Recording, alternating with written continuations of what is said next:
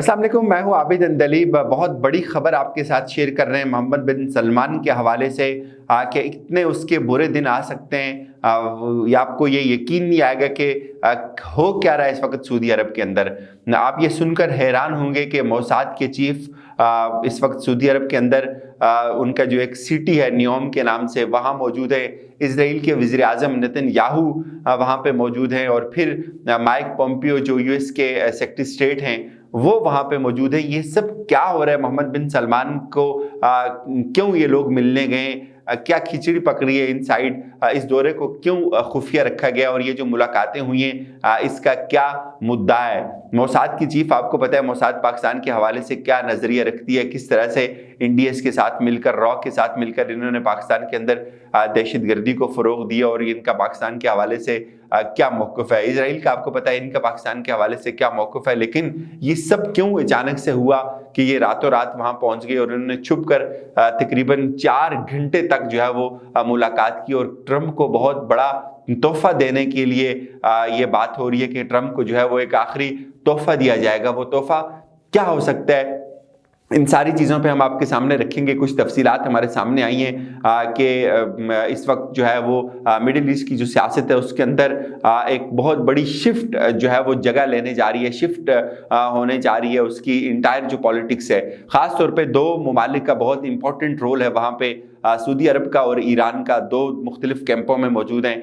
ताहम ये जो मुलाकात है इसके हवाले से अजीब व गरीब किस्म की जो तफसीलात हैं वो सामने आई हैं कि माइक पोम्पियो जो है वो अमेरिका के जो सेक्रेटरी हैं वो जो इसके ट्रंप जो एडमिनिस्ट्रेशन है उसके बड़े ही एक यूँ समझ लें कि आप एक्टिव मेंबर हैं, जो ख़ास तौर पे मिडिल ईस्ट की पॉलिटिक्स को डील करते रहे हैं पिछले 4 सालों में। वो सऊदी अरब पहुंचे। उसके साथ साथ इसराइल के वज़ीर आज़म एक खुफिया दौरे में जो है वो सऊदी अरब गए। उसके साथ उनके जो मोसाद के चीफ हैं वो सऊदी अरब गए, और ये वही मोसाद के चीफ हैं जिन्होंने इससे पहले ये बात कही थी कि हमें सऊदी अरब भी तस्लीम कर लेगा, और इसके अलावा भी हमें तकरीबन 13-14 जो मुस्लिम ममालिक हैं वो हमें तस्लीम करेंगे और हमारे साथ मुआहदात करेंगे। ये सब क्या हुआ, कैसे हुआ, क्यों इसको छुपाया गया, इसकी तफसीलात क्यों सामने नहीं आई, ये बड़ी इंपॉर्टेंट बात है। एक तो जो उस मुलाकात में जो चीज़ें डिस्कस हुई हैं उसके हवाले से जो हमने खबरें जो है वो पढ़ी हैं उसमें 2 चीज़ें बड़ी इंपॉर्टेंट सामने आई हैं। सबसे पहली चीज़ जो सामने आ रही है कि इस वक्त जो ट्रंप एडमिनिस्ट्रेशन है वो अपने आखिरी दौर में एक बड़ा धमाका करना चाह रही है। वो शायद ये मुमकिन है कि किसी न किसी तरह से कन्विंस किया जाए और ईरान पे कोई हमले की जो है वो राह हमवार की जाए। इस वक्त इसराइल कंटेन करना चाहता है ईरान को मिडिल ईस्ट के अंदर, इस वक्त सऊदी अरब कंटेन करना चाहता है ईरान को मिडिल ईस्ट के अंदर। तो उनके ये अज़ाइम तो बिल्कुल वाज़ेह हैं, बिल्कुल सरेआम हैं, ढके छुपे नहीं है कि ईरान के खिलाफ जो है वो एक महाज गर्म किया जाए। एक तो ये पहलू है उसका, और जो दूसरा पहलू है वो इससे भी ज़्यादा संगीन है। वो ये है कि इस वक्त जो ट्रंप एडमिनिस्ट्रेशन है वो ईरान के साथ जो डील है उस उन्होंने जो जिसको कैंसिल किया था, जो बाइडेन जो है वो उसका ऐलान कर चुके हैं कि हम जो है इसको हम ईरान के साथ जो है वो बात कर सकते हैं। आपको ये पता होगा कि इक़्तिदार का बहुत बड़ा इशू है मोहम्मद बिन सलमान को, चूँकि उनकी जितना भी इन्हिसार था वो 2 लोगों पे था। एक तो उनका इन्हिसार नेतन्याहू पे था और दूसरा इन्हिसार उनका ट्रंप पे था, और उनके वो बड़े ही करीब थे। उन्होंने पूरी इन्वेस्टमेंट की ट्रंप के इलेक्शन पे, और उसके बाद वो ये एक्सपेक्ट करते थे कि ट्रंप इलेक्शन जीत जाएंगे तो फिर उनकी जो है वो वारे न्यारे हो जाएंगे। उन्होंने ट्रंप को नवाजने के लिए बेपनाह पैसा लगाया है, बेपनाह पैसा लगाया। जिस तरह से ट्रंप ने उनको इस्तेमाल करना चाहा वो इस्तेमाल हुए। जाहिर है इक़्तिदार था, इक़्तिदार की वजह से जो है वो कुछ भी कर सकने को तैयार है। इससे पहले की सारी हिस्ट्री उनकी आपके सामने है। लेकिन ये जो खुफिया दौरा सामने आया है इसमें एक एजेंडा ईरान के और दूसरा एजेंडा ये है कि ये इसराइल को तस्लीम करने के हवाले से कोई हल जो है वो निकाला जाए। जाहिर है मैंने आपको जैसे पहले कहा कि इस वक्त जो मोहम्मद बिन सलमान है वो बहुत ज़्यादा परेशान है कि जो नई एडमिनिस्ट्रेशन होगी अमेरिका का, जो नए प्रेसिडेंट होंगे जो बाइडेन, वो अगर ईरान के साथ मुआहदात करते हैं, वो अगर ईरान के साथ जो है वो उस डील को जो है वो दोबारा बहाल करते हैं तो ये इर्रेलेवेंट हो जाएंगे। मिडिल ईस्ट के इतने जो बड़े बादशाह हैं इनको अपनी जो बादशाहत है वो खतरे में पड़ती हुई नजर आती है। दूसरी तरफ इन पे केसेस हैं जिसका हमने पहली वीडियो में आपके साथ जिक्र किया था। तो ये सारे का सारा जो सिनेरियो है ये किसी तरह से भी محمد بن سلمان کو سپورٹ نہیں کر رہا، اس لیے وہ اس حد تک پریشان ہو گئے کہ انہوں نے یہ بھی گوارا کر دیا کہ ان کے ملک میں موساد کے چیف آئیں، نتن یاہو آئیں، ان کے ساتھ چھپ کر ملاقات کریں اور اس ملاقات میں 2-3 چیزیں فائنلائز کی جائیں۔ ایک تو یہ کہ کس طرح سے جو ہے وہ ایران کو کنٹین کرنا ہے، کس طرح سے ایران کے خلاف راستے ہموار کرنا ہے، اور دوسرا یہ کہ اپنے اقتدار کو بچانے کے لیے اگر یہ قیمت چکانی پڑتی ہے کہ اسرائیل کو تسلیم کرنا پڑ جائے تو یہ کوئی اتنا برا سودا نہیں ہے، یہ ممکن ہے یہ بھی ہو جائے۔ اور پھر آپ کو اس کے جو شواہد ہیں اور اس کی جو انڈیکیشنز ہیں وہ میں کیسے دیتا ہوں۔ جیسے پہلے اگر آپ نتن یاہو کے ساتھ اسرائیل کے جو موساد کی جو آرمی جو چیف ہیں، ان کے انٹیلیجنس کے چیف، ان کے بیانات کو آپ سنیں تو آپ کو کلیئر کٹ اس بات کا اندازہ ہو جاتا ہے کہ وہ اسرائیل کو تسلیم کرنے کے لیے